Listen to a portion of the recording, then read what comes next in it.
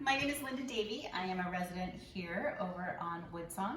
I'm the leader of Books for Cooks, our cookbook club that meets once a month over in the Cabana.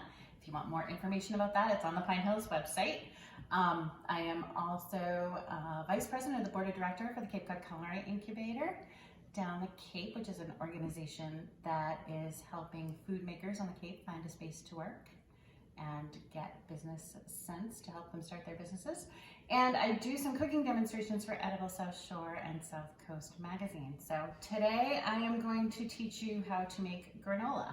And hopefully you have everything that you need on hand. If you wanna, I'll go through the ingredients and what you need, and then we can get started. If you wanna take a minute and gather what you need, you can cook along, but it's a really quick and easy thing that you can do. So I start with oatmeal, oats. I use old-fashioned oats, not the rolled kind, but the good old-fashioned ones. The rolled ones get mushy. You need coconut oil. It doesn't have to be any particular brand or kind, and people get hung up on all the organic stuff and everything like that. It's coconut oil. Coffee. So today I'm using instant coffee, but you can use already brewed coffee, you can use espresso, you can use whatever you have. So coffee. Pecans or any other kind of nuts, so I'm using pecans today. Coconut, maple syrup, and vanilla bean, but I use vanilla bean paste, so that just makes it a little bit easier, so you don't have to scrape the vanilla bean. So we're going to start off with lining a baking sheet with parchment paper, and that just makes cleanup a little bit easier.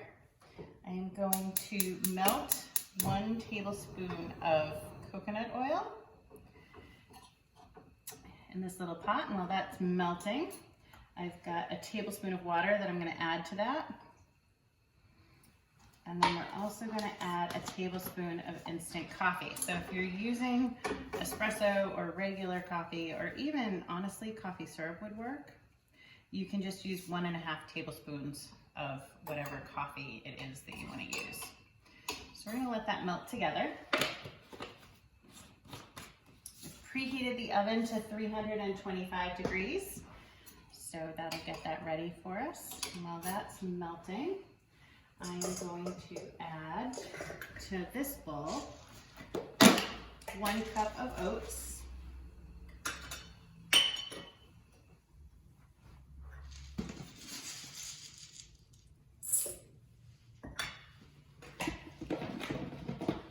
half a cup of coconut, which is just about all I have left.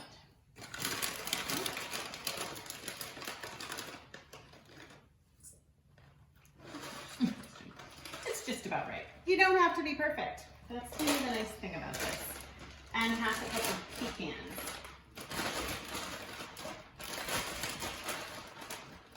So these pecans are quite large, so I'm just going to break them up a little bit. You could chop them if you wanted to. I just kind of crumble them as I put them in the bowl. It takes a little longer that way, but just makes them a little bit smaller.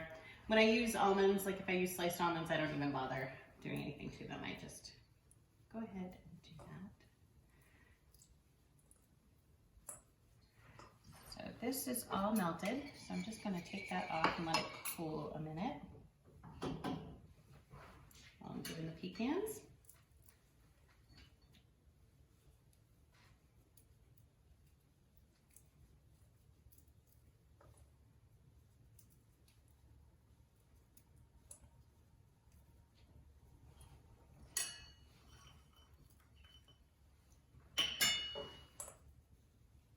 You could use a mortar and pestle if you had one to break these up. You could throw them in a food processor. I don't like them that small. I do like chunks of nuts in my granola. So, and if you don't like nuts, you don't have to put them in. Pretty easy.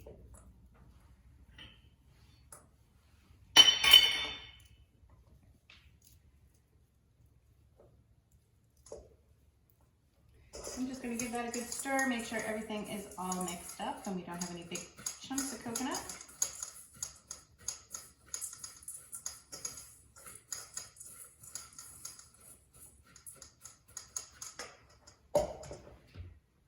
To my liquids, I'm going to add 2 tablespoons of maple syrup. If you don't have maple syrup or you don't like maple syrup, you could use corn syrup. I would use a little less. Agave nectar, honey, Any of those will work, just to put a little sweetness in there. And then, like I said, I use vanilla bean paste. It's a lot easier and less expensive than scraping vanilla beans, and gives it a nice flavor, but you could just use regular vanilla extract if you wanted to. You could probably use almond extract too if you wanted a little more nutty taste. So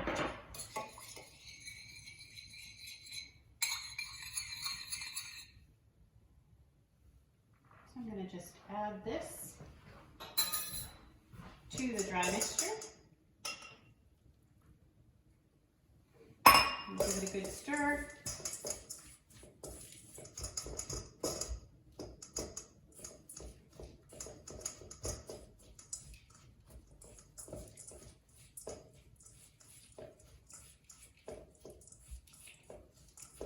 Make sure that everything is coated. We're gonna spread it out on the baking sheet. It's got a nice big chunk of coconut in there, so if you like coconut, that'll be a nice gooey piece.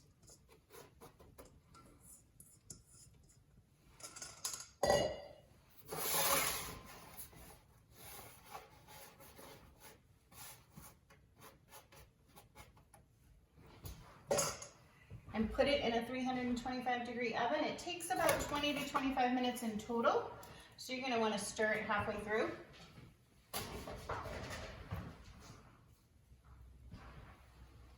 We've got one started in here.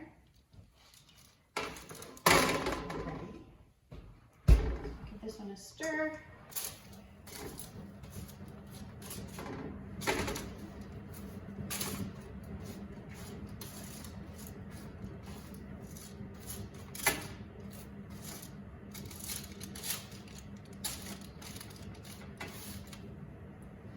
I like to check it and see how dry it is so I have an idea of how much longer it's going to take. This one's still pretty moist, so it'll probably take another 10 minutes or so. We'll just put that one back in. And in about 10 minutes, it'll be done. So hopefully you found this interesting, and if you want to see more, maybe next time we'll make some ricotta cheese, which is something you can do really easily with just some milk and lemon juice.